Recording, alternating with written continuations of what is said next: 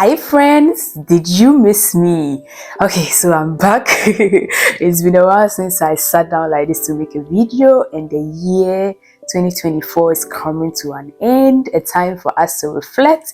And I was reflecting and I wanted to share with you some lessons I learned in 2024 and the things I wish I knew earlier. Let's get straight into the video. The first lesson I learned was shoot your shot. What's the worst that can happen? One of the biggest lessons I learned was putting yourself out there, even if you don't expect much in return. And I would like to share a story with you. So I was working on a project with someone this year, and I was the one in charge of sending emails to a list of people and list of organizations. And like I had to come up with the names and all of those things. And when I was coming up with the list, I had come like based on organization and affiliations and all of those things. I had grouped the list into two. Likely, like the people who I thought were like there was a likelihood they would respond to my email, and the people I was like, oh, these people are too busy. I mean, they probably don't read emails from us, like people like us, and even if they read an email from me, there's a likelihood they would never respond. But I had just kept the list. And one day I was sitting there and thinking to myself, like, oh, as I'm about to send an email to my regular people, the people I think will respond, let me just try one of the people from my other side and see what happens, right? What's the worst that can happen? And I send those emails and I send the email. And coincidentally, the person or the group of people that I thought would not respond, the first person I sent responded before the people I had assumed they would respond. And the person responded within an hour with a very detailed email, like telling me what to do and how to go about, like based on the questions I was asking the person. I was so shocked because I didn't expect them. I didn't expect them to ever respond to my email. And so because that gave me a motivation, I decided to send the email to all the people I thought they would not respond. And I would say about 70% responded, and they responded very quickly, very detailed. They were nice. And I'm like, wait a minute. So what happened if I hadn't shot my shots? Whatever the English is here. Like if I decided to just keep it in my head that this type of people won't even respond to my email, so what's the point in sending them an email? I would have missed out on an opportunity to interact with such amazing people. And so that's the point I'm driving at, that sometimes you might find a job out there and you feel like, I'm underqualified for this job. But if you don't apply, that's a guaranteed no. You will never get a job if you don't apply for it, right? But if you decide to just shoot your shot and send an email or apply for the job, they might respond, and that would be a cue for you to get a yes. So that's one big lesson I learned this year. Shoot your shot. The worst they can say to you is a no, but life goes on, and you know you try. The second lesson is to keep planting seeds even when you don't see the results. We've all probably heard the saying, success doesn't come overnight, right? And I think like sometimes we hear it, we know it in our head, but we sometimes do not embrace those kind of things.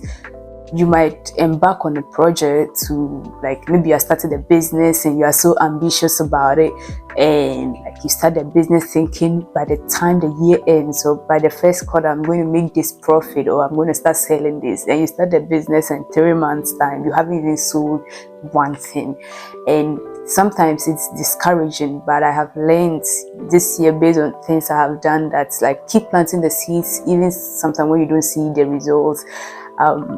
I learned that an elephant gets pregnant for 2 years, about 22 months. It's pregnant, and you have to go through that process until it gives birth to a baby elephant. A farmer will plant a seed today. They would not if you plant a seed today, you are not harvesting tomorrow. You have to wait for seasons to change and rain and till the land and all of those things before you get to the harvest.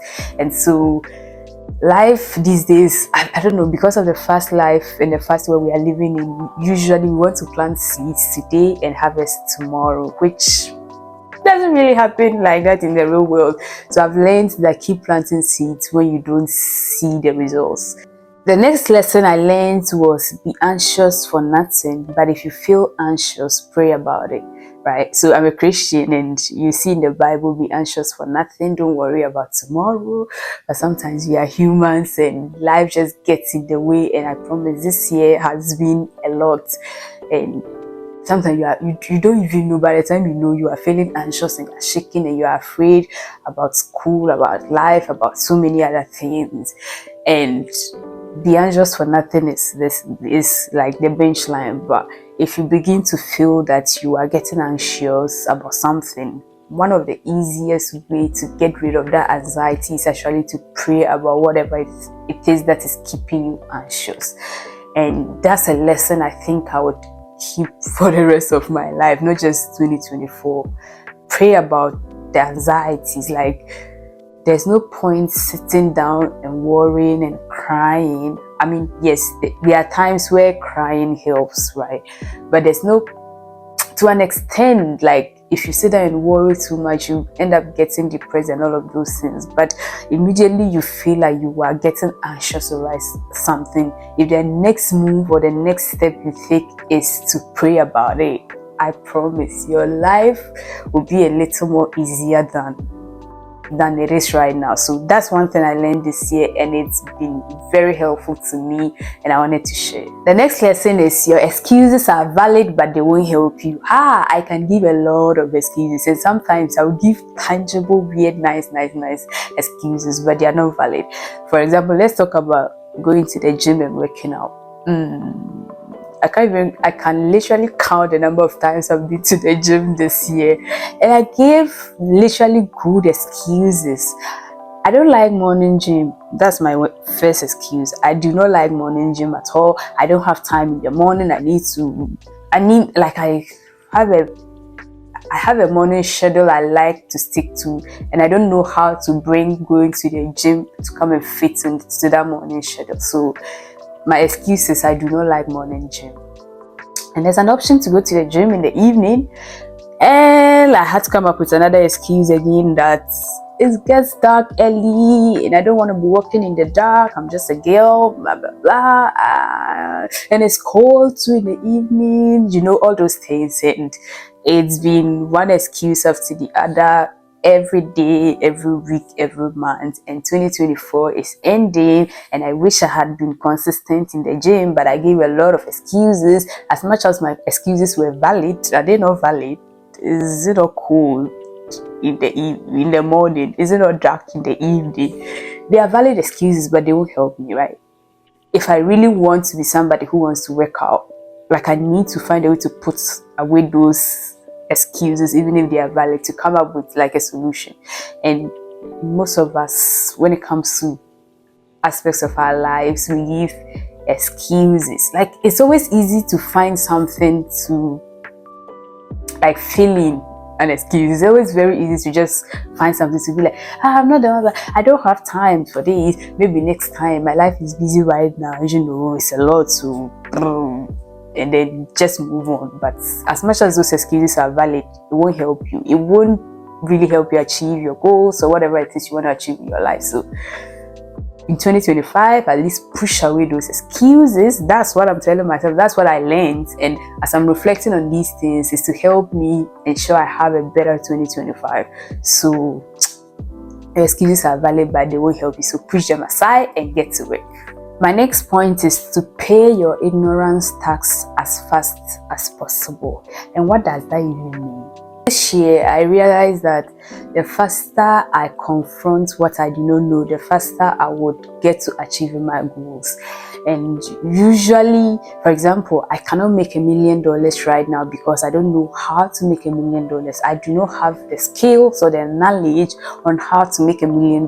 So one of the ways for me to be able to make $1 million is to pay that ignorance tax, is to be able to like confront the fact that I want to make $1 million. I cannot make $1 million. So how do I make $1 million? And I learn about it. So that's just like the whole point of this ignorance tax. You cannot sew because you haven't learned how to sew. You cannot code because you haven't learned how to code. You cannot work maybe as a software developer, you cannot develop an AI model or something because you haven't learned it. And so the faster to get to your goals is to ensure you pay your ignorance tax as fast as possible. I promise.